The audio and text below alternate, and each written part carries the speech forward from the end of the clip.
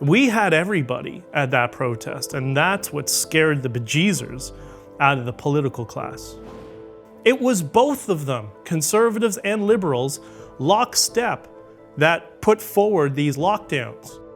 We became the official opposition. Not only was it your personal, but also your business account. So they were effectively trying to make you go bust. The government was trying to make you go bust. We didn't do it, for myself. We did it for all of us, because we got to put an end to clown world. You know how media works. I wanted to deny them the intellectual property of their own content so they could smear us and loop every day. I was trying to show the world you don't need legacy media. That alternative media, platforms like this, have way more viability than legacy media. We learned about the Holocaust all the time. What did I learn in all those years in school? Bingo. What I learned was that was the government. Of the Canadian Freedom Convoy protests that we saw last year, which became a global news story. And he's written a book about his experiences called Honking for Freedom. What a great title. Benjamin Dichter, welcome to TRIGGERnometry. It's a pleasure. Thank you for having me. This is the book. Look forward to talking to you about it. Okay. Before we get into all of this, and it was such an interesting and massive story at the time, the way it was covered, that was interesting. But before we do all of that, tell us, who are you? How are you where you are? What's been the journey that leads you to be sitting here talking to us? It's been a long journey. So my name, Benjamin Dichter. I am a trucker in Canada, or have been for a few years. I really got into it during COVID to escape what Canada had become. But I've been a serial entrepreneur, I've been a diamond grader, I've been a corporate sales director, ran my own business on a university campus for almost 10 years. And I saw wokeism enter the university space. It really started around 2012, 2013. And every year, things would get more and more extreme, to the point that after 4 years, the students, you wouldn't recognize them. They would leave with this cynicism, victimization narrative, hating the world, and it just got progressively worse, and the faculty as well. So I ended up ultimately selling that business and getting into podcasting, just because I couldn't be in that environment anymore. So this entire shift we've seen culturally is not new to me. And I guess that's what ultimately left to me being the spokesperson for one of the global uprisings against the shift in the narrative of our culture, which I think needs to stop. And so here we are. So you see a link between wokeness and what you experienced in Canada during COVID? Oh yeah, 100%. What's that link? Because some people will say, well, Justin Trudeau is just an authoritarian, or everybody was scared, or it was about safety, or whatever. But why do you say there's a link? So I'll qualify this by, I've also run for the Conservative Party in Canada in the past. So I know the behind the scenes mechanism, how everything works. Justin Trudeau is a symptom. He's not the cause.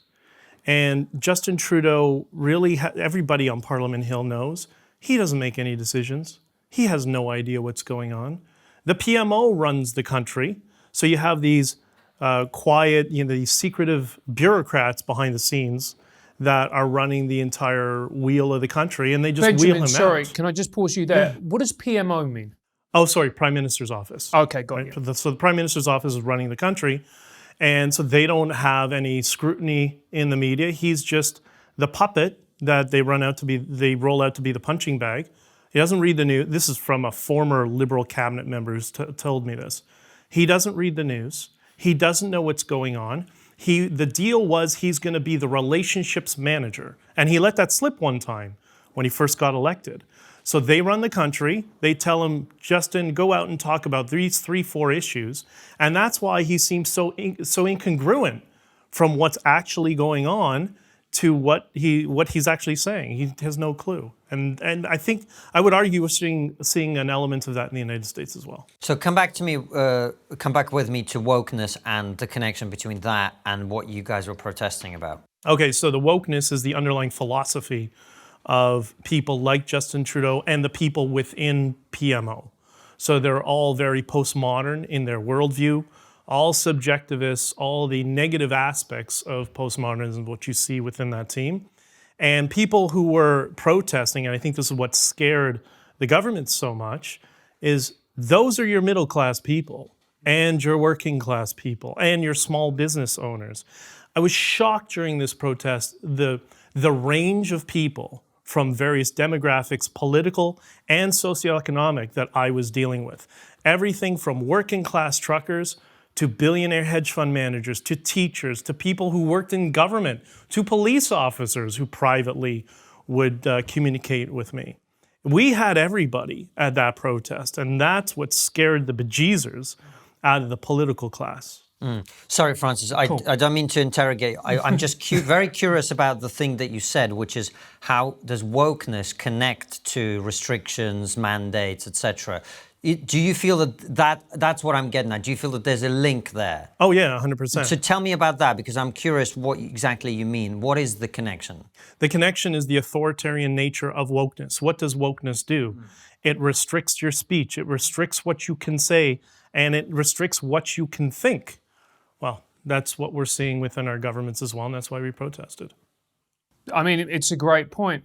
I guess my question is, so when I was growing up, I used to look at Canada and it seemed to me like America, but not mental. The un-American Americans. Yeah, exactly. And it was just, and I knew people who went to live in Canada, and it always kind of seemed like this sort of lefty paradise, a lefty paradise that worked.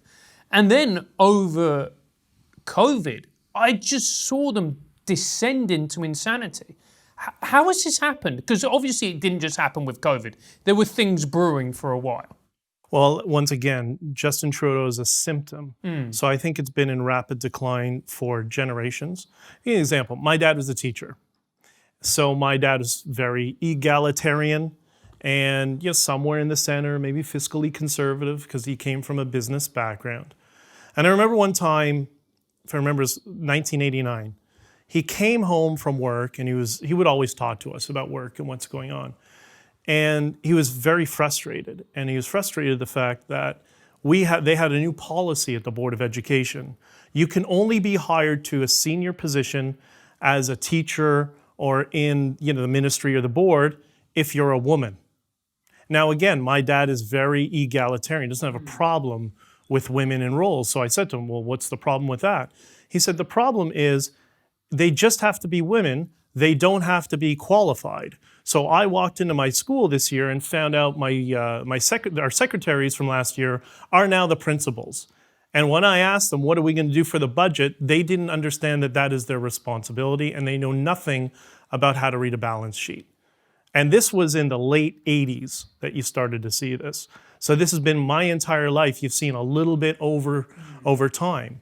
In terms of postmodern theory, look, I'm no philosophy professor, but we all have our ideas. If you take it, my historical view is you've seen postmodernism encroach into the arts starting in the 60s. It then got into education, at least in Canada, in the 80s and 90s. And now it's dominated politics. And that's part of the chaos, what's causing the chaos right now. Because it's interesting that you say that it went into education, because I could not believe for the life of me that they re-elected Trudeau after everything he did.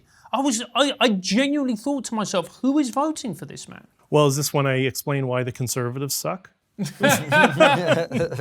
the floor. That's the moment everyone switches off. And this is why everybody gets angry at me, and there's activists online that are targeting me and trying to smear me, because I'm not going to engage in team play. There's no philosophy that's always correct. And the problem with conservative politics, there's two things. Firstly, they're weak.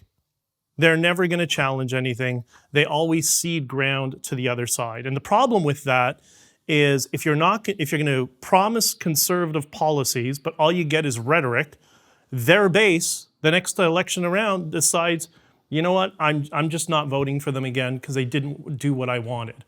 So that allows the left-wing parties to go even further to the left. Right? So that's why we have this progressive fall off a cliff from the political left. But the other problem is the uniparty issue, which I was just on Lotus Eaters the other day, and we were discussing this very fact that's happening in the UK as well. It's scary. You can almost copy and paste the UK political structure onto Canada.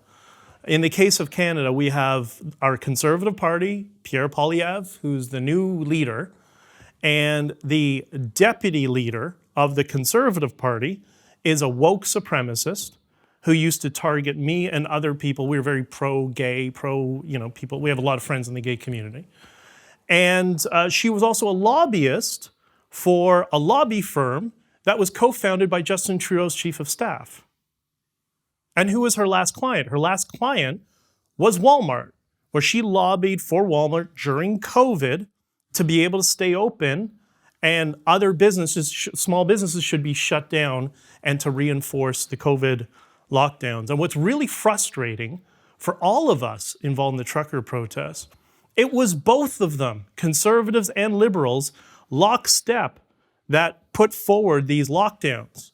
You know, we have a federal system, so we have federal and provincial parliaments, which you guys don't have. What frustrates me is people want to talk about Justin Trudeau, how bad he is, and he is. He's got to go. There's no question. But guess what? The passports in my province came from the Ontario Conservative Party. Remember Rob Ford? His brother, Doug Ford, is the premier.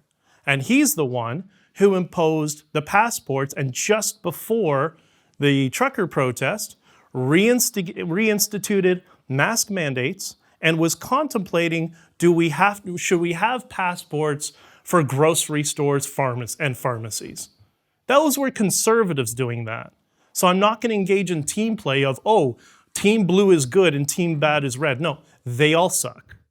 I mean, hard to argue with that. It's not, you can't argue with that, because that is unfortunately the truth. They might say, and push back on me on this, go, look, hang on a second, right, BJ? Most people wanted lockdowns. Most people were demanding it. Sometimes I felt that in this country that we were a part of a select minority of people who didn't want lockdowns. Yeah, it's interesting. I mean, first thing, when I discussed the whole uniparty scenario, that also applies to the lobby business that is running these political parties. You have this thing, what's a YouGov, where every poll is 73%. And I saw it in my old business. My old business was on a university campus where we were often producing and replicating theses for professors that were preparing these things for the provincial government or the municipal government. And not that you look through stuff, but you're going through it with the professors or the students and trying to format. And they would talk about their stuff. They'd be in the store for 2-3 hours, and they'd tell us what they're doing. They'd show us their reports, and they'd show us their surveys. All of them were leading questions. The data is wrong. This is why I love Scott Adams so much. We've gotten to know each other a little bit, because the data is always wrong. If you don't know the presuppositions, then you can't trust the data. So when people say 73% or YouGov, 73% of people wanted lockdowns, really? Because in my life, in the most lefty part of Toronto, I couldn't say 73% wanted. I know a lot of people didn't know what to do and couldn't make a decision, and they want leadership in government to make the decision because they have a better overall view of what's going on. I think that's a better representation. And I think you can add to that as well that those decisions and opinion polls weren't done in a neutral environment. If the government keeps shoving fear porn down your throat, people are going to get scared. And we actually saw during the pandemic that if you ask the average person in the street what the death rate from COVID is, they would generally overestimate it by a factor of 100 at least. They'd say it's 50%, many people. So if you think COVID has a 50% death rate, locking people in the home starts to look a bit more reasonable at that point. I'm not saying it is reasonable. No, for sure. But that's...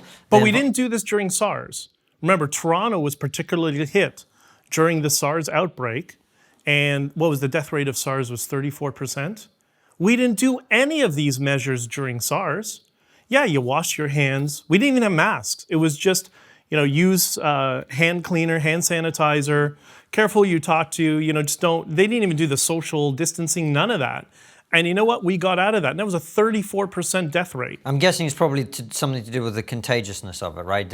Maybe because it was so deadly, it didn't spread as much. But anyway. And the other thing is, sorry, I didn't mean to cut you off. We were all scared. Yeah, I'm vaccinated as well. I waited as long as I could. I had no choice. Cuck. I knew you were going to say It's that. just a joke. Yeah. I'm just joking. It's not a joke, it's the facts. And, This is what people say to you, to vaccinate people They online. do. You're a cuck for getting... and what happened to it's your decision, you do what you want. well, exactly. Right? Yeah. Right. And that was the whole tenor of the Freedom Convoy Yes. is freedom. You Yes. get to choose. Exactly. My Yeah. body, my choice, right? Right. Yeah. And Scott's going to yell at me for saying that. But anyways, I remember in the first couple of weeks, everybody's trying to explore what's going on. This doesn't sound right. It's so different than SARS. The behavior is not what we've seen. And we also have certain people in government that we know may have some ulterior motives. Political entryism is a problem in Canada, particularly from people, and organizations, NGOs from outside of Canada. And I remember I had despite the fact that I'm a little bit of a rabble-rouser, I have people who are supportive and try to get me information, who are elected officials in many parties, not just the Conservative Party, who feel the same way as us. And one of them told me in a private conversation a couple weeks in, they said, I don't understand why we're doing any of this. Just between you and I, none of this makes sense. This is the Conservatives, we've spoken to Doug, the leader. He won't listen to any of us. The senior health officials are completely incompetent. They're trying to cover for themselves. Said, don't believe any of what you're saying. This is all nonsense. And he said to me, you know how our parties work? I'm like, yeah, I know how the parties work. So once I heard that, then I realized, okay, let's be a little bit more, let's step back a little bit, and maybe it's not quite as bad as we think, and that was, in my opinion, that was the case. This became an opportunity for governments for changes in public policy. In my city particularly, like for example, local issues. They want to put bicycle lanes on every street in the city of Toronto, because when it's minus 20 degrees, everybody wants to ride a bicycle, right? And they did it. Yeah. You can't. Same in London. You can't drive in the city anymore. Same It's in crazy. London. Yeah, Bus yeah. lanes used to be only during certain hours. Now they're permanent. And so Yeah. you've got a traffic jam in one lane and an empty bus lane 24/7. Yeah, exactly. Bicycle lanes everywhere.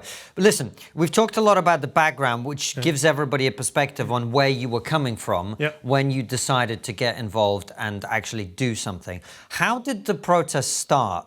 Who formed it? Why? What was the central theme of it?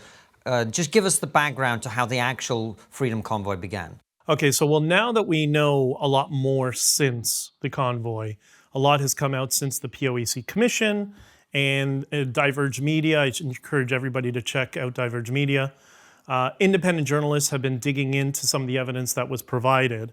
What I learned in writing my book was there was a team of 11, ended up being 11 truckers. It started with Bridget Belton and a couple of others, communicating over TikTok and saying we need to have a convoy because they're already starting to have problems at the border.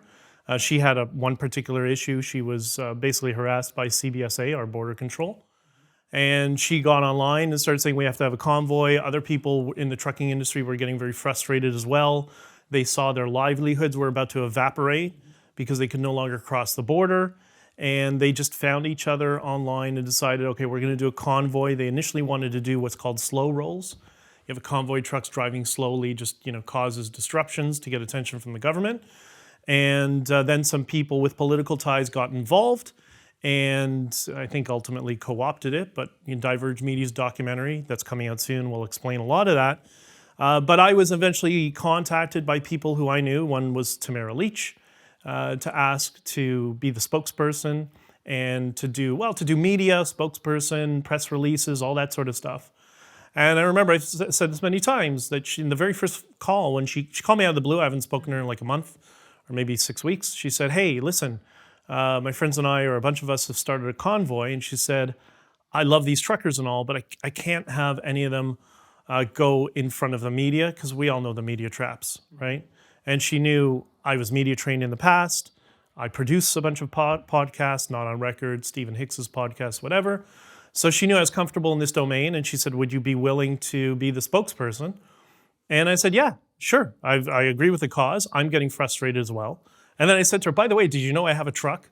And she said, no, get out. What do you mean? I said, well, during COVID, I got my license just before because my brother suggested it. And, we saw everything being locked down, and we needed a taste of freedom. And so we both bought trucks and started going cross-border when I wasn't producing podcasts, working on other stuff. Became an owner-operator and went to the US to have a little taste of freedom, to get to know my, by the way, biological brother, who I only met a few years prior. So that's what I did during COVID. That's very interesting. So you got the truck and then you became a spokesman for the truckers. Yeah. The thing that I found horrifying, but almost depressingly predictable, was how quickly the racist. That's racist in itself. Yeah, it is, mate. Racist. Prejudice against people who like rice, which... yeah, exactly, is a specific demographic. But racist, white supremacists, and that was just smeared against all these people. And I found that so depressing. I found it amazing. They did exactly what I thought they would do and what I wanted them to do. So in the early stages, the legacy media wasn't really talking about us. They were trying to ignore it. So I thought, firstly, they were starting to post a bunch of stuff of us being Nazis, cartoons here and there, very slight. And I started putting statements online that the Toronto Star, the Globe and Mail, CBC, you're now banned from our press conferences. Mm-hmm. I made a point to ban them. For a couple of reasons, because I've been in media scrums before. I know how they operate. What they're going to do is they're going to come into a space like this. This is much larger than the space that we had for our press conferences. They'll come in with a massive camera and a crew of 3 people that take up half the space. They'll call us names when there's a Q&A, and then guess what? They won't get any views. Mm-hmm. Where's the upside? There's no upside in that. And then the other thing that some of the people there didn't understand what I was trying to do, I wanted to deny them the intellectual property. You know how media works. I wanted to deny them the intellectual property of their own content so they could smear us and loop every day like they did during January 6th. And Angelo from the Post Millennial laughed. He told me, we did a podcast together. He said, yeah, the legacy media, CBC, CTV, whatever, they had to log on to the Post Millennial's feed to get content of what's going on in Ottawa. And what I was trying to do is a couple of things. I was trying to show the world you don't need legacy media. That alternative media, platforms like this, have way more viability than legacy media. Mm-hmm. And I think it worked. And the other thing is I was going for 100 million views the first week. I thought if I could capture amongst all of those platforms 100 million views, I will dwarf all of legacy media, and then they'll have no choice, especially since the vibe and the framing that I was trying to build around it. So when Tamara called me, said, let's think about a way to present this. She's going to be on the road with them crossing the country. And what I hearkened back to, this is when they call me Left-Wing Pico, when I was a teenager, going to Grateful Dead concerts and Fish concerts and Allman Brothers, that sort of vibe where you had all people from different demographics coming together around music and just focusing on peace and love and all that sort of thing. That's what I thought, that's what we need. We need to have Woodstock right in front of Parliament Hill. And I think that's what we ended up having. And when did you know that this was going big, that this was starting to become not only a national story, but an international one? The specific moment, I remember one of the things that had a dramatic impact. I saw, line go up with analytics. I was putting a bunch of messaging out, and I called every contact that I had.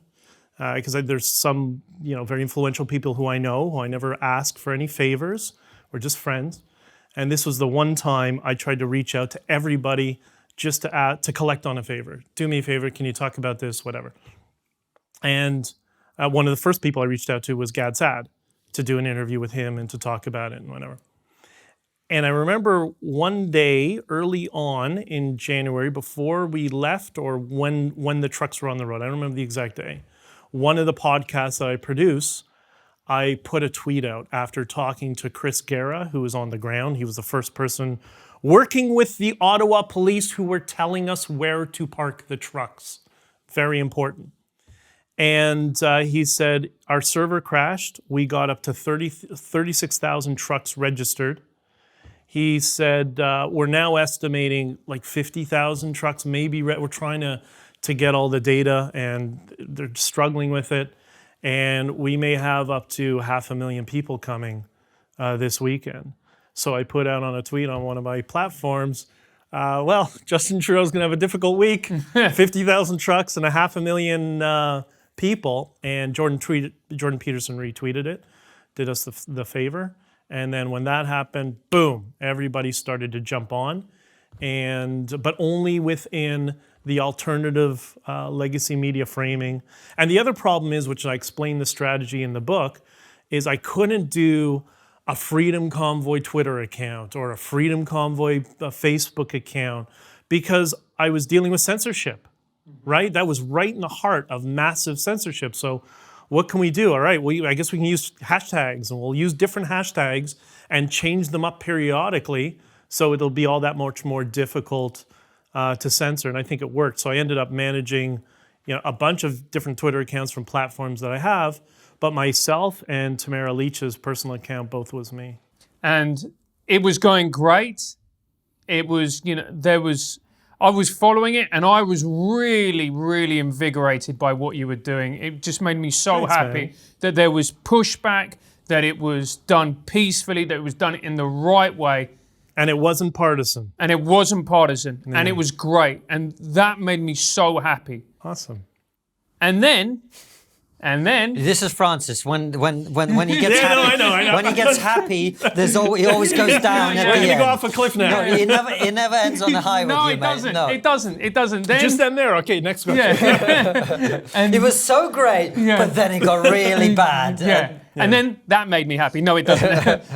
And then things started to happen. So tell us what happened at that point where you started to feel the chilly, icy hand of authoritarianism on your shoulder. Well, before that happened, look, explain how politics works. I think this is just common knowledge. There was a movement of over 500,000 people who joined a Facebook group.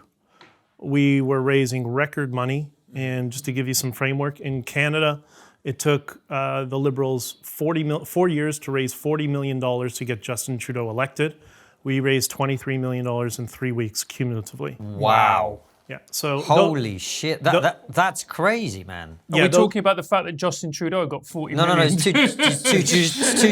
two Jews talking about money, mate. That's why we're excited. Just let us let us enjoy our moment. So you 23 million. See, I can't even say it. Yeah. That $23 million in 3 weeks. In 3 weeks. So those weren't dollars. Those were votes. Yes. Because remember I discussed the Uniparty?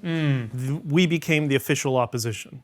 So what is the political class going to do? And we saw that in the POAC testimony when the interim leader of the Conservatives, after the previous idiot resigned, and Justin Trudeau were emailing and talking to each other how they need to end the protest, right? They needed to prevent us. I guess what their fear was, you see this group of 500,000 people who are maybe largely but not exclusively conservative or freedom-minded, raising record amounts of money they can only dream of. They need to put an end to it. Benjamin, can I just stop you there? And I want to come back to this because what we're talking about is super important, and Francis' question is really important. There's something you said there that bugs me so much in the way, which is, it's not you, it's the way we talk, is freedom has become a conservative issue. Do you not find that incredibly weird? It's frustrating. Because I don't know if we're the same age, but I think we're close. When I was growing up, freedom was definitely not a conservative issue. Listen. It was the Conservatives that wanted to shut down your freedom. It was the Conservatives who wanted to ban my video games, wanted to ban my music, they wanted to ban anything I liked because of, religious Puritan reasons. Right. Yeah. Whereas during the convoy, I'm talking to pastors who are talking to me about, we have to be, freedom, and, they're very, they don't agree with me on certain LGBT issues, whatever. Okay, fine. But that they're at least willing to listen and have the conversation and focus on more important issues, right? Like they've evolved. It's people like Justin Trudeau and the rhetoric from the extreme left that have brought myself and religious social conservatives together. And there's a lot of people that are, like somebody I've become close with during this period, is Megan Murphy. Megan used to be what she would identify as a third-wave feminist, socialist, whatever. She's been on TRIGGERnometry. We're big fans of her. She's wonderful. She's wonderful. Great person as well. And so now, 5 years ago, we wouldn't have been able to talk to each other. Now we've become friends, and we're trying to find common ground to help everybody else.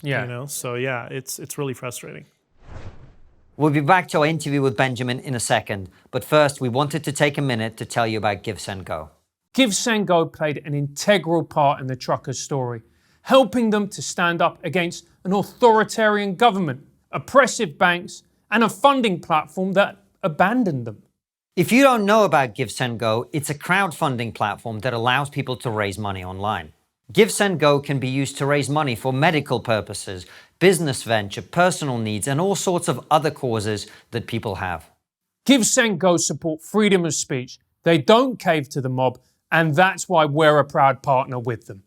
Go to GiveSendGo.com and support people who support freedom. But anyway, so come back to both the parties are talking about how to shut you guys down. So they both saw that we had this massive Facebook group. We're building our own database because they only look at life through political goggles, and they needed to shut it down. So I knew something was up, and me and a few other people realized there's something up, but we didn't know who, what, how what specifically how it was operating. But we saw there was something happening, and it was essentially people that were aligned with the Conservative Party infrastructure, the Uniparty infrastructure that were trying to do their best to co-opt it. They wanted to make it just about, like they're arguing with me. They came in one by one screaming at me and yelling at me. I'm like, I got 3 interviews to do. And I had a little bit of a media team under me. There were 5 of us working on it. I'm like, I don't want to hear the political nonsense. Go do your thing. And I remember before a GB News interview, it was exactly that conversation. They wanted to make everything about vaccines, for example. It has to be about the vaccines and the data and whatever. What do we discuss about data? You can't trust it, right? I said, we need Canadians together. We need the world to come together, which means we need people who we disagree with on many issues to come together on the right for free speech, the right of free assembly and to protest and to talk to each other. But if you want to devolve this into your little, anti-vaccine program, you know what's going to happen? That's going to kill all the positive sentiment we're getting from people who disagree. And I think it was the previous night that I had that conversation. I was in a Twitter space. I tried to do them when I could, but it was bonkers every day. And this particular person was a former school trustee from a party we call the NDP, which is very, very left-wing. And I don't know if there's anything we would agree on policy-wise, but we had a wonderful conversation about the importance of listening to each other and talking to people we disagree with and freedom. And I'm vaccinated, but you should have the right, my body, my choice. You should have the right to make choices for yourself. And even they started to realize things are going a little bit far. But the uniparty political apparatus was doing their best they could every minute to tear it apart from the inside. So aside from all the other garbage we were dealing with, which was we needed to get fuel to the truckers or they're going to freeze. Some of them have their kids in there. Oh, they blocked the fuel truck now. Okay, I guess we'll have to get jerry cans. Oh, they're seizing jerry cans now. Great. Oh, some people are running out of food. Oh, we have 1,000 trucks in a farmer's field. We need to put them somewhere. Like it was just to stop so you there. Many issues. When you use the word they, what do you mean by that? Who are they, BJ? The people that were trying to the political class that were doing their best to try to capture the Freedom Convoy and turn it into a voting bloc. Okay. Does that make sense? See. Yeah. Oh, I see. Yeah. So just to clarify, I think you picked it up in exactly the right place, Francis.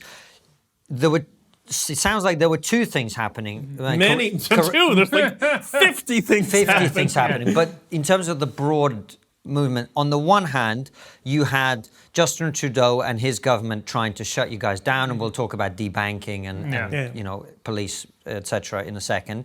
But also, I think what I'm hearing you say is there were people who wanted to capture this protest against mandates and all of this, and to turn it into a strictly one-sided party political engine to drive their vote where they wanted it to go. They wanted to capture this for the conservative cause, basically. That's Is that right. fair? That's right. Okay. And when they saw a guy who was acting as a spokesperson, who all of a sudden he's saying, we all suck, then I became the devil in the eyes of conservative partisan politics. And, you know, Tamara and I had that conversation when she first called me, because there was a 2019 convoy for oil and gas that was also co-opted, that she got involved with. And I said, we're not doing this, no politicians. This is not for political parties, Tamara. Like, I'll do it as long as you agree to this, that we are there to end mandates and to end the arrive can, nothing more, nothing less, and we're staying, and she said she agreed. I said, and we're staying there until we get something from the government, right?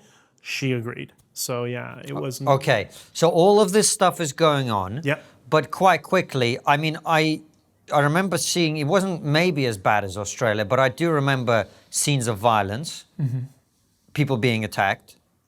And I also, the thing that I think oddly, I mean, we're so used to violence now for some reason, the thing that really shocked the world was when people had their bank accounts taken away.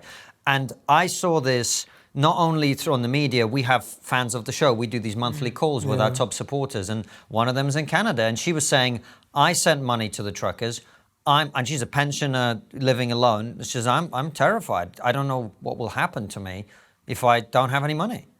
Right? So this is where it quickly went to, isn't it? Yeah, it did. So first, when they did the Emergency Measures Act, so I try to explain to my American supporters, that is Canada's equivalent of martial law. The political nerds will say, no, it's not different. No, that's basically what it was. Right. They froze mine and the bank accounts of several other people. There's 200 or 300 people that had their accounts frozen. It's not just your bank account. It's your bank account, your credit cards, your lines of credit, your corporate accounts, corporate lines of credit. Everything you have to transact was frozen. And when I logged onto my bank account, I saw this message that when you begin to transact your transaction, or when you begin to use your account, your transactions will appear here. The one saving grace that I had was I'm a Bitcoiner, and I've been a Bitcoiner since many, many years. And during the protest, the Bitcoiners were raising, they ended up raising something like $1.2 million for us, and or 21 Bitcoin, I think is what it was. And so they originally tried to contact the protest through Tamara. They got nothing but resistance, and they were not going to support the convoy. And then somebody saw me on one of the news programs or an interview somewhere, or a podcast, whatever it was, and they looked me up on Twitter, X, Elon, it's X, and they saw hashtag Bitcoin. So they started sending me DMs, and you can see they were testing me. They're like, you're a Bitcoiner. And I'm like, yeah. How long you been in Bitcoin? What do you know? What wallet you use? Blah, all that sort of stuff. So they realized, okay, I'm the real deal. And they said, this is Caribou, by the way. Caribou is the one who distributed all the Bitcoin to the truckers and was raided by the police, which is another issue. But they ended up raising $1.2 million. They came to me the next day and they said, we're raising Bitcoin. I said, great. I got your back. We'll get it to the truckers. I went to the board, of which some of them were, Conservative Party loyalists, and I said, we got a bunch of Bitcoiners raising money for us. The response I got was, well, that's for criminal money. And I'm like, okay, fine, forget it. And so I just kind of helped them, and thank God, because Bitcoin was the only money that got through to the truckers. It's the only money that was directly distributed, and I tell that story in the book. So and what happened to all the money that you raised? Because one of the platforms you raised it on, that was, I can't remember if they prevented or if the government forced them to not give you the money. What happened there? It's really interesting because according to the treasurer, it's neither, but that's his account. What happened, first we had GoFundMe. Yes. And GoFundMe raised $10-something million, $10.1 million. And frustratingly, that money was transferred into Tamara's account, and she didn't return their phone call for 6 days. I don't understand that. That doesn't make sense to me. because you can't transfer stuff for a nonprofit into a personal account. So okay, fine. Well, that we'll figure out over time. And there's some investigative journalists, Diverge Media, that's looking into that. But on February 5th, and there's a series of events that happen, and this is what I was dealing with behind the scenes. So the mood and behavior was peace, love, unity, and freedom.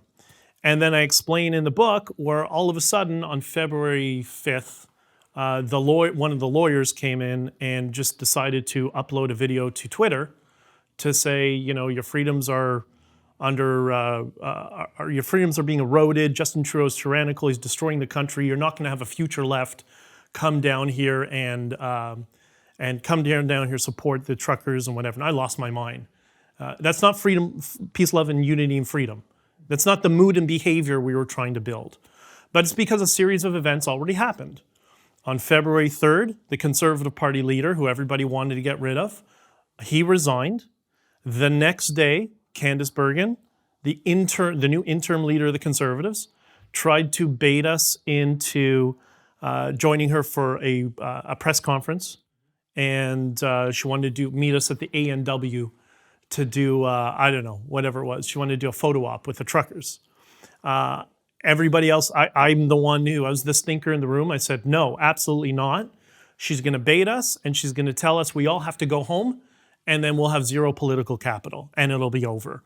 And I was right. She came out of Parliament that night instead, in a late session of Parliament, and she said, the Conservative Party's here for working people, truckers, blah, blah, blah, and it's time all the truckers go home. And there were some people in my room. I said, you see, I told you what would have happened if we were there. So clearly, I could see right at that point, they were not in our favor. And then the next day, the lawyers show up, do the video. I go into, I storm into the Ark Hotel where they all have like a meeting room. This is before I broke my ankle, about an hour before.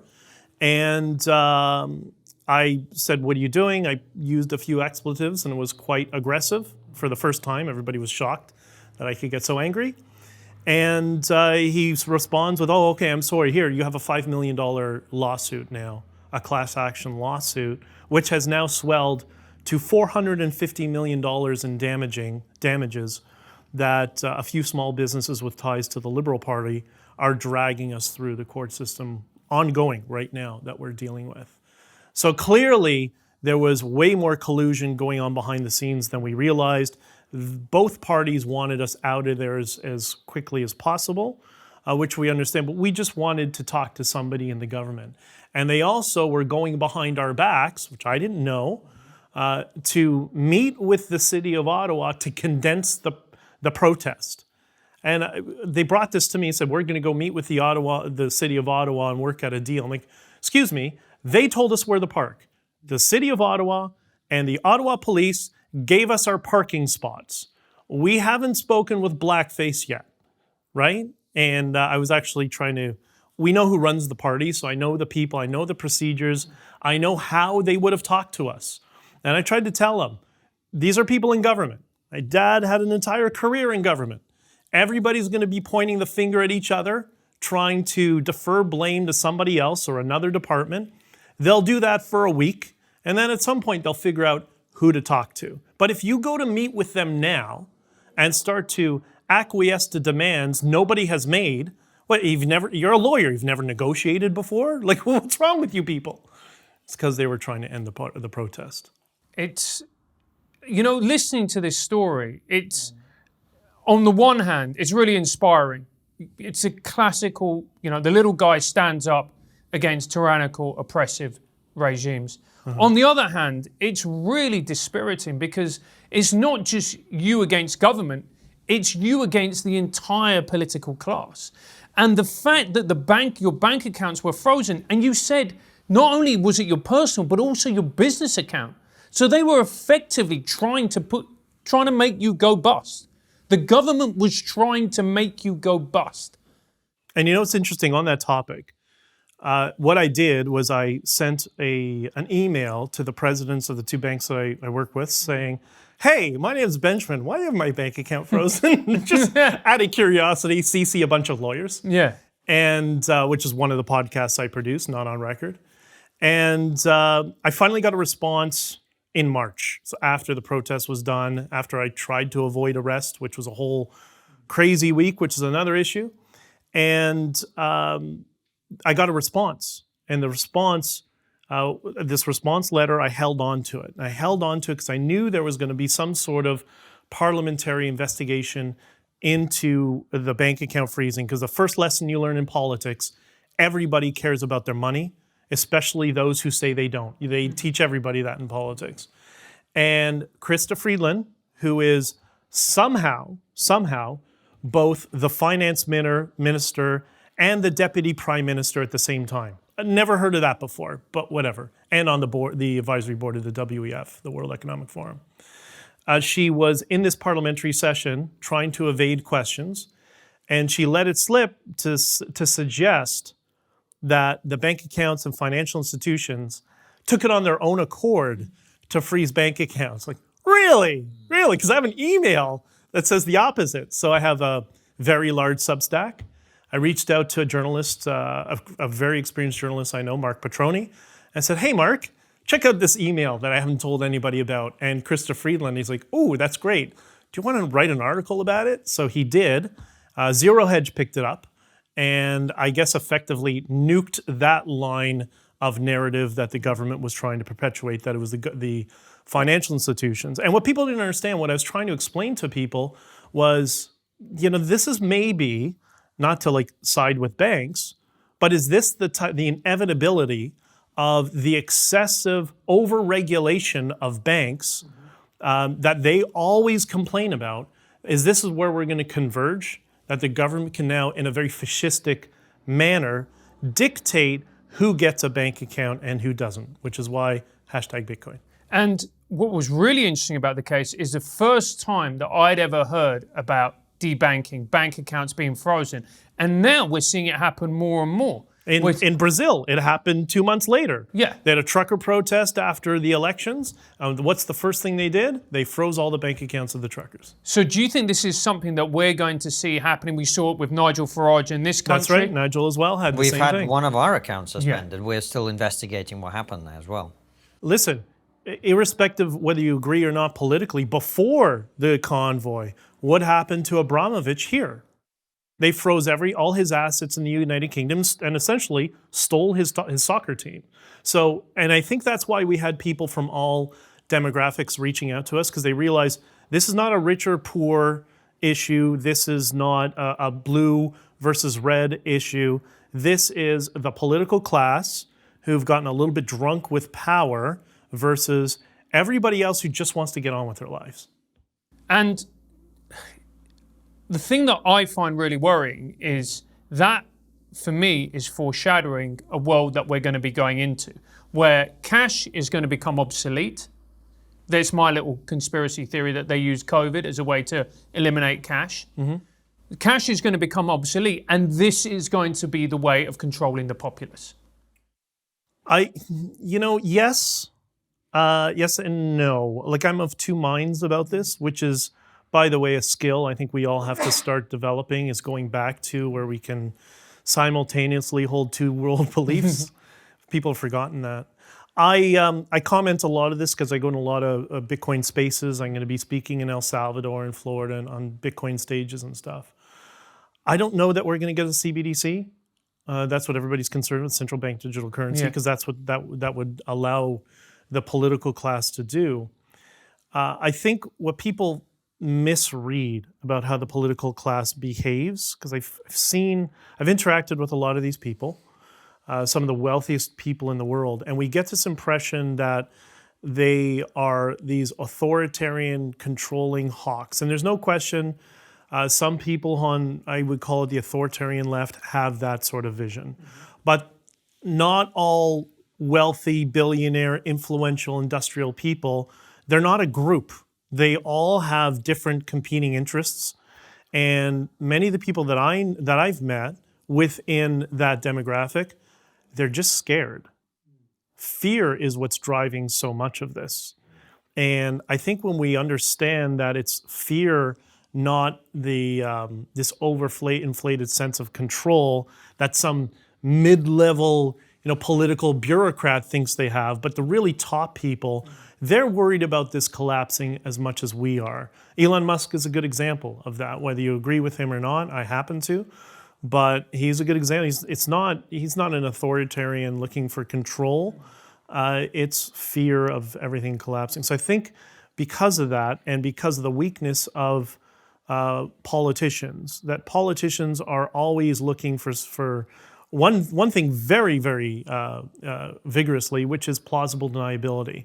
And a CBDC pulls away the curtain of everybody, including politicians, who will have a CBDC. And if it's centralized, I can promise you the world's hackers will start doing their best to hack centralized wallets of politicians to see where all their money comes from.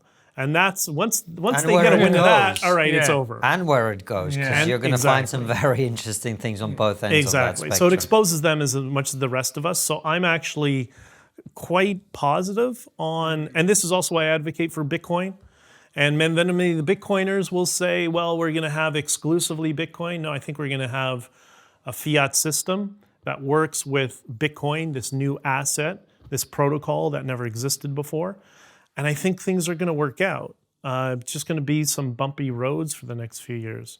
Sorry to be too optimistic. No, that's great. It's great. France is disappointed. Yeah, exactly. Why aren't you telling me that I'm going to have no freedom? But you know what's really interesting talking to you, because your family lineage to Venezuela, and we discussed this prior. My experience in Latin America, I'm sure you're getting the same feeling that my friends who live in Canada now are telling me were living in Caracas in 2002. I'm sure you have those same sort of sentiments as well, don't you? There were times during COVID where I could feel almost like a PTSD response to what is happening. And also as well, the thing that I found even more worrying wasn't what the government were doing. It was looking around and people who I thought were sane and rational and reasonable behaving in a manner that was quite clearly irrational. All right, mate, it was just one day and I was very upset. But what was really, really disappointing? Firstly, the political stuff in the convoy, I want to make this clear. Yeah. Not all the political attempts to co-opt and destroy it from the inside, that's to be expected. Yeah. Just to know where it was coming from and how it was working. None of that takes away from this beautiful moment where we all came together. The second interview I did when I was there, it was with a journalist working for a French publication. She's from Quebec, but we did an hour-long publication. She translated into French for it to go out here. And I asked her, I always ask people after the interviews, and I'll do the same with you, what do you guys think? And I asked her, what do you think about what I just discussed in our conversation and what's going on? And she said to me, my whole life, I've been a Quebec separatist until I saw the trucks driving across the country and that everybody's starting to unify and support each other despite our differences. She said, I bought my first Canadian flag ever. And I now consider myself Canadian. That's the type of power that we achieved with all of this. So all the noise and the nonsense I tell people in my live streams, that's just the noise. Turn it on and off and engage when you want to and focus on your life. And I think if we all start to do that and we resist the regular dopamine hits of the negativity of social media, at least regulate it, I think we're going to be a lot better off. No, I couldn't agree with you more, and it's increasingly how I feel about everything as well. We'll be back with Benjamin in a minute, but first, we wanted to tell you about our friends at easyDNS. easyDNS is a domain name registrar and host. They have a track record of standing up for their clients, whether it be cancel culture, deplatform attacks, or overzealous government agencies. Move your domains and websites over to easyDNS right now. All you have to do is go to easydns.com/triggered. That's easydns.com/triggered. Use our promo code, which is triggered, to get 50% off your first purchase. One of the things I wanted to ask you very much along those lines is, what were the key objectives of the convoy, and do you feel that the impact ultimately was positive? And what are some of the downstream effects? What have we seen? I know you've had all sorts of investigations into aspects of this going on in Canada. So, are you happy with what was achieved? What are some of the takeaways, etc.? Yeah, I'm happy with what was achieved. I'm not happy in the way it was achieved. So the first thing is we were there for two reasons, despite what the fake news wants to tell people. We were there to end mandates, and we were there to end the ArriveCan app, which is the data tracking app that Canadians would have to have on their phone to re-enter the country, right? Okay, so that's what we were there for. And you could see in the first week, I mean, it's a good thing I had experience with politics and I'd run campaigns and stuff. I could see them message testing on the provincial level in the first week. You see that a lot. When a politician will say one thing and say the opposite the next day, they're just testing messaging to see how people are responding. And I think it was 5 days into it, 6 days into it, the Ontario Premier, Doug Ford, who I mentioned, who is the one, by the way, who sought the injunction of the $9 million that was in GiveSendGo. That wasn't Justin Trudeau, that was the Conservatives. Again, it's not red versus blue. But you could see he was testing messages, suggested we end mask mandates and all that sort of stuff. Once I saw that, I knew, all right, we're going to win. We're going to get rid of the mandates. It's just going to take some time.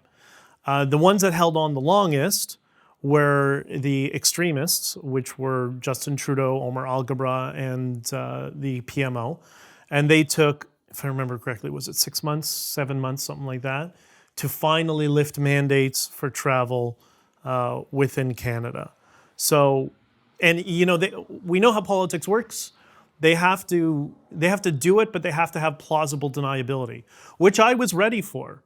If Justin Trudeau had any sense of wisdom, he would have sat down with us because I had an out for him and a home run that everybody would look good. Because all I wanted to do was have what the United Kingdom had and what England had, right? You guys started opening up and dropping all your mandates. And I said that in our first press conference. We just want to go the direction of the United Kingdom. Why are we holding on to this sort of thing? But anyways, he definitely doesn't have the strength of his father, who I was not a fan of. But there's no question his father would have been out there to talk to us and say, okay, what do you guys want, right? And sort of thing. So I'm happy with that. We achieved that particular goal. There were convoys in 30 plus countries around the world that had the same frustration. And the Dutch farmers, Jordan Peterson was telling me in a private conversation about this, that they were looking at what was happening in Canada. They're looking at kind of the weak points that the government or the authorities were able to exploit, and they adjusted their protest accordingly. And what happened? They ended up forming a political party. They got 20% of the vote in Parliament, and now they can block all the ridiculous nonsense that may or may not come from the World Economic Forum, right? Which is what the political class colluded to prevent us from doing. What was very frustrating was we had a public order emergency commission, is what it's called. That was the commission to investigate all the circumstances around the Freedom Convoy. And you could tell it was all, I don't know, he's rigged, but there was definitely some sort of setup behind the scene, negotiating deals, same sort of thing as we saw, those emails, where there were two narratives going into this. I didn't have standing. I was denied standing. And if I had standing, I would have cross-examined people on both sides, which is, I guess, why they didn't want me to have standing, right? But there are two narratives going into the Public Order Emergency Commission. One was the liberal narrative that it was Mad Max, pandemonium in the streets, dead bodies flying around, whatever, which obviously wasn't true. And then there was the conservative side narrative, which was, it was peaceful, but it got out of hand. Both of those things were not true. It was peaceful, they got out of their leader, they co-opted enough of the vote as they thought they would, and they wanted to end it. That's the truth of it. And then there's one guy who came in, there's a couple of us as well, but I did a little more a legal approach, who I guess is a little bit mouthy and is not going along with either party, who told the truth, which was, no, both these people are lying. Or both these parties are lying. But I couldn't go up and do a vlog, right? It was Q&A, it was very rigid, very scripted, and I had to do my best to insert the truth of what went on there. And I think over time, people will understand my testimony. A lot of people still don't understand it. So that was the frustrating part of what came from it. But I've been traveling, in my truck when I'm driving. I'm in the States. I'm all over the U.S., or at least the eastern part of the U.S. When people realize who I am, because that does happen from time to time, they feel. The Americans are funny. They feel like jealous. They can't believe Canada did it. You guys beat us to it, sort of thing. But just overwhelming love and support here as well. That's why, Carl and the guys had me at Lotus Eaters to sit in with them. Just all over the world, everybody has been so warm and loving and appreciative that we stuck our necks out. And we didn't do it, for myself. We did for all of us, because we got to put an end to Clown World. And this was just one element of Clown World that showed the world, how bad it can get. And what I'm trying to show people is the mechanics of what goes on behind the scenes and why you should not trust anything that comes out of a mouthpiece of a political actor or people aligned with a political class. We're going to wrap up in a second, but there's a couple of questions I want to ask you, one trickier than the other. Okay. I suppose the real test, this is the less tricky one, the real test of whether you guys made an impact is, if we have another pandemic, are we going to go down the same route? And I wonder about that. I don't know what lessons politicians have learned, because I look around and I think they will be more hesitant about taking some of the more authoritarian measures, on the one hand. On the other hand, they've also applied a methodology that did actually work, which was you scare the public, and then the public will demand action, and then you do the action, right? So I suppose the question is, in terms of impact, do you feel that we are in a healthier position if another pandemic happens or another public health emergency occurs of some kind? Are they going to be less likely to go down this authoritarian route? I don't know. I think it's going to be different in every jurisdiction, because what we did is we showed the political class there is a line in the sand and you best not ever cross it ever again. Now, will everybody listen to it? I know a lot of them will. I know a lot of them in power are fearful of going through the same thing and being on the wrong side of it. But this is also why I think it's very important. I tell people who are conservative, if you have progressive neighborhoods or classically liberal neighborhoods, they're easier. Classically liberal neighbors, talk to them. And don't talk about politics. Talk about your car, your grass, your lawn. Just start to redevelop relationships with people who don't share a political framework. Because if not, what happens? We turn on each other. One of the negative things that's really disappointing through all of this, I'm sure you had a lot of this not indoctrination, but education on the Holocaust and what happened in Europe in the 1930s. I know some people who work at constituency offices, work for members of parliament, whatever, and the number of people that were calling in to the government to rat on their neighbors or their family members, or whatever. Yeah. That is not acceptable. We cannot be, if we are that way as a society, society will crumble. We need to start building friendships and relationships with people across the board. I told you one of my best friends is a Brit. What he doesn't like about London is everybody's very cold. People won't talk to you. But I was charmed to see on the tube a sign saying a little kindness goes a long way. That's why I try to focus on positive framing and focusing on the good in people, even people who we know are garbage. We all know them. Try to find a little bit of good, because if not, we're going to start throwing each other under the bus. And that's what the political class needs to have another authoritarian lockdown like we had. So if you start shutting out everybody in your community, that divide and conquer is what they will exploit. That's what they tried to exploit during the trucker convoy. They tried to get us all fighting with each other. It worked with some cases, didn't work in others. But if we if we resist that temptation, then I think we'll be better off and they won't be able to. That's a really important message. And I think one of the things that people did learn, and Francis and I know through our family backgrounds, is no matter how liberal or progressive, whatever, the government's not your friend. No. That's right. They're not your friend. And they will use you against each other if they want to fulfill their political ambitions in that way. The government does not by definition, they can't have your best interests at heart because they have their own goals, their own objectives. They're looking after a country of different people. They cannot possibly have your interests at heart by definition. And I think we saw that. The question that is more tricky that I want to ask you, and I'm asking you because I wrestle with it. We have the situation, particularly here, I don't know how prominent they are in Canada, where we have Extinction Rebellion protesters who block ambulances from getting to hospitals, they stop people getting to work, they block roads and trains and so on and so forth.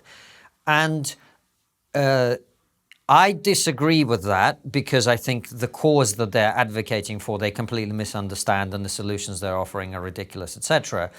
But on the other hand, when truckers block a thing for a cause that I do agree with, I have less hesitation about that, right? So how do we square that? What is legitimate protest and when are you taking the piss, as we say in this country? Yes. Well, I think firstly, in the case of the trucker protest, we were trying to make demands to remove what we were told was a temporary policy, right? It was not some ambiguous, concern, some dark, scary thing in the future. Scott, I'm sure, talked to you. I haven't watched the whole interview yet, but he talks about the Adam's law of slow-moving disasters. That's where climate change goes into. When I was a kid, it was acid rain was the big thing, and we solved that too. And before you were a kid, it was global cooling, by global the way. cooling We were terrible. as well. Yeah. That's right, exactly. Right. So I think there's what we're seeing with the Extinction Rebellion stuff. That's that's a political tactic, right? And people argue the trucker convoy is a political tactic. I don't know. Talk to those guys. You see how political they are. They don't care about politics. They just want to get to work, sort of thing. So I take your point. But I think a lot of things sometimes get lost in the nuance because we always want to talk about things in broad, simplistic manners. But I think they're quite distinct for that reason.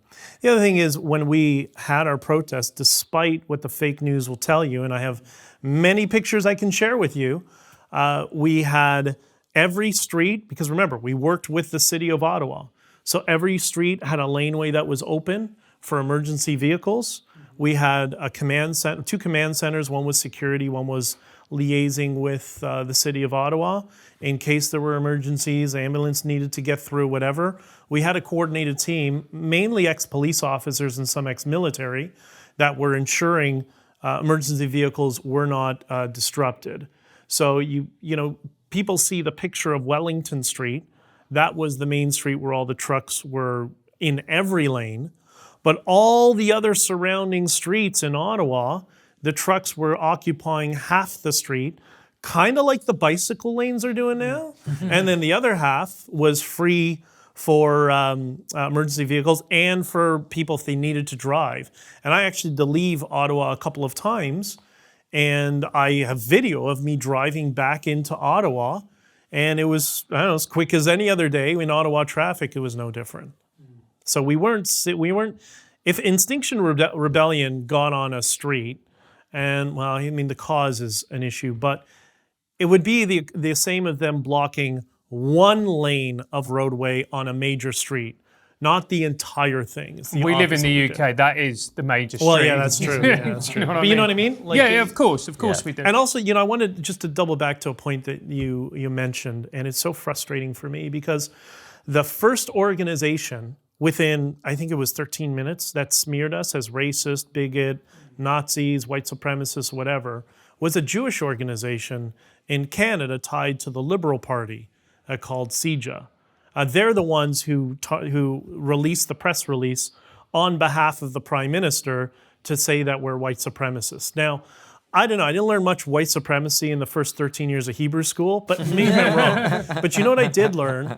We learned about the Holocaust all the time, and this is where I get so frustrated with these organizations because from my perspective, what did I learn in all those years in school? Bingo. What I learned was that was the government Yes. in the 1930s that did that. It wasn't some random dude, And that is so lost amongst people. Not just the government, it's the point you made earlier, and then the Soviet Union was the same. It was the government getting people brainwashed in a particular worldview, and then getting ordinary people to tell on each other, to report each other to the secret police, to hand people in for wrongdoing, etc., etc. And one of the things that I found incredible during the whole thing was like, my position on all of this was I'm against mandates and I'm against mandated vaccination, right? People are free to have the vaccination, people are free to wear a mask, people are free to do whatever they want, right? But I think, if you look back, the idea that people shouldn't be forcibly injected with medical things that they don't wish to have came out in 1945 for very good fucking reason. Very good reason. And the fact that that became like a controversial thing to say, no. People came together in Nuremberg for a very good reason and decided we're not going to let this happen again. And the fact that people were willing to just completely overlook that, this is the thing, is they flip everything on its head, like you say. And we always hear about the white truckers in Ottawa and whatever. They're all, not all, but a very sizable minority, maybe even half of them, were from Eastern Europe. Oh, I bet. And the last person standing, the last trucker who was arrested was Csaba Vizi. And Csaba is from Romania. And he was telling me, I took him to Boston to a Bitcoin Freedom event, Bitcoin Freedom Festival. And, I talked on stage about the convoy as we just discussed right now. And I handed the mic over to him. And then he brought the audience into tears, telling them what his family went through under Soviet Union control, that the government was always listening to them. Their children couldn't hear their conversations because if their children said the wrong thing by accident in school, then you were taken away. You'd maybe never see your family ever again. It's the first chapter of my book. I talk about the talk that people would have with their kids. That's right. And we have lost all concept in the Western world of how truly bad it is through this collective brainwashing in academia, trying to convince kids. I mean, I saw it on campus with my business, that communism ain't so bad. Really? Okay, why don't you it's okay, go to China. Just go, get out of here. We don't need you here. Leave. Like if it's so good, sort of thing. And I know your experience. My heart bleeds for. I love Latin America. I really do, and I see what they've done to such a beautiful country, and I hope they come out of it. But we need to be vocal about this, and we're not going to change the world and better it and free people if we just sit back and let it happen. Some of us have to speak up, which is what the Freedom Convoy was about. The whole thing that I found so ironic about COVID is that Hitler was actually against mandated vaccination. He thought it was a bit too far. Exactly. He's like, no, I cannot do this. No, it's just too far, yeah? So anyway, but there we go. Thank you so much for coming on, BJ. It's been a wonderful chat. The final question is always, what is the one thing we're not talking about as a society that we really should be? I'm talking about everything. So there's no topic I will shy away from personally. But broadly, as a society. What do you think needs more attention than it's getting? I guess is the question. We all have our own frame. And, I've stepped into this frame where I'm regularly in Twitter Spaces talking about freedom, talking about many of the issues we discussed right here. From my perspective, it's, this is going to get spicy, the Islamist organizations engaged in political entryism. And nobody will talk about it because they're afraid of the money that's going to come at them in the form of lawfare. But what we're seeing, and it was the Freedom Convoy was pretty much immune to it. But on the political level, we see a very, very high degree of entryism from what's called the Red-Green Alliance. It's not a formal alliance, but they'll play off one another, which is CCP money and activists and Islamist organizations and their activists engaged in political entryism to co-opt our entire political system to restrict freedoms. And look what we're seeing. Is that the source of it? Is that who's funding all the wokeism? I don't know. But maybe we should talk more about that and not be so afraid about what some religious lunatic might call us. I don't really care about what names people call me anymore. Well, there you go. The book is called Honking for Freedom. Grab it wherever you grab it, and head on over to Locals, where we continue the conversation, including with many of your questions.